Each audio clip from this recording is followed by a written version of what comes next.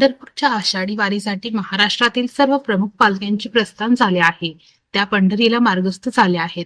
संत तेची देव, देव तेची संत, हा संतांचा महिमा आहे.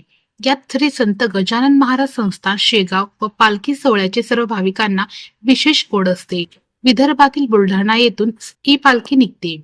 सदर पालखी श्री विठ्ठल दर्शनासाठी 700 किलोमीटर प्रवास करते. बुलढाणा, अकोला, वाशिम, हिंगोली, परभणी, बीड, धाराशिव मार्गे 33 दिवसात सोलापूरला दाखल होते. अतिशय उत्साहपूर्ण व दिमागदार सोहळ्यात ही पालखी पंढरीला येते. 1968 साली सुरू झालेल्या या पालखी सोहळ्याचे यंदा 57वे वर्ष आहे. जय गजानन महाराज, श्री गजानन, गण गण गणात बोते या मंत्रांचा जयघोष केला जातो.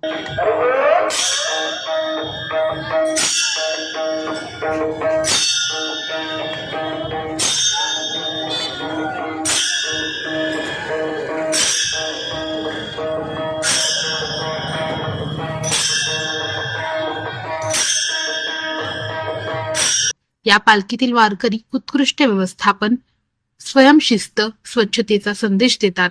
असंख्य पताकाधारी, टाळकरी, वारकरी हे या पालखी सोहळ्याचे मुख्य आकर्षण आहे. ते नेत्रदीपक व लक्षवेधी असते. पांढऱ्या गणवेशात टाळकरी समता व ममतांचा संदेश देतात. राज्याच्या संत परंपरेतील अत्यंत पवित्र म्हणून या सोहळ्याची ओळख आहे. पालखीचा मुक्काम झाल्यावर निघताना स्वच्छता मोहीम वारकरी राबवितात. रामकृष्ण हरी विठ्ठल नामाचा जयघोषात श्री संत गजानन महाराज पालखी सोहळा पंढरीला मार्गस्थ होतो.